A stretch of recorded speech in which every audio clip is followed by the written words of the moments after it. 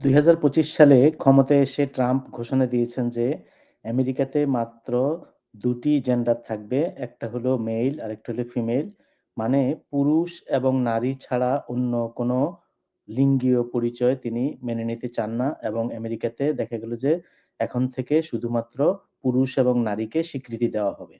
As of today, it will henceforth be the official policy of the United States government that there are only two genders, male and female.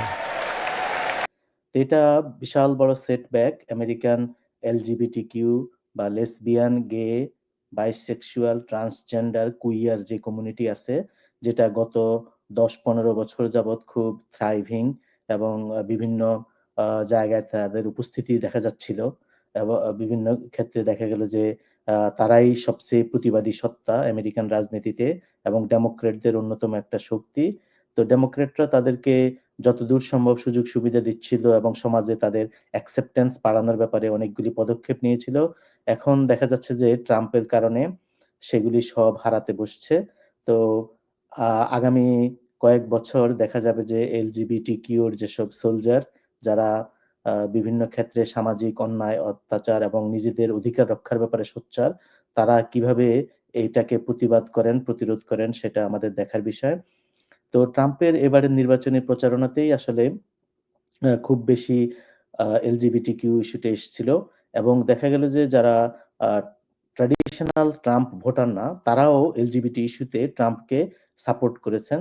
যেমন কালোদের মধ্যে আমি দেখেছি যে তারা ট্রাম্পকে support করতেছে। তারা ট্রাম্পের যে একটা ক্যাম্পেইন এড ছিল সেখানে বলা হতো যে Kamala Harris is for they them, Trump is for you. Kamala supports taxpayer-funded sex changes for prisoners. Surgery For prisoners. for prisoners. Every transgender inmate in the prison system would have access. Hell no, I don't want my taxpayer dollars going to that. Kamala supports transgender sex changes in jail with our money. Kamala even supports letting biological men compete against our girls in their sports. Kamala is for they, them. President Trump is for you. They them হলো একটা সর্বনাম যেটা এলজিবিটিকিউর সদস্যরা ব্যবহার করেন। তারা you সর্বনাম বা হি, শি এগুলি ব্যবহার করতে চান না। কারণ তারা যেহেতু ওই লিঙ্গিক বাইনারির মধ্যে পড়েন না। সেই কারণে তারা নিজেদেরকে তারা বা তাদের বলে ঘোষণা করেন। তাদের বলে বলতে চান, যেটা খুবই আসলে কনফিউজিং।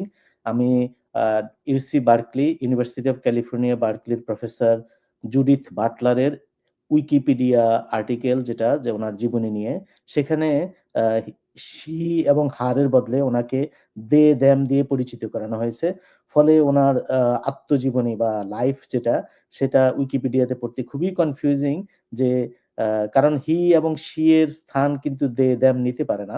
আ আমাদের সাধারণ যে আন্ডারস্ট্যান্ডিং তাতে সমস্যা হয়।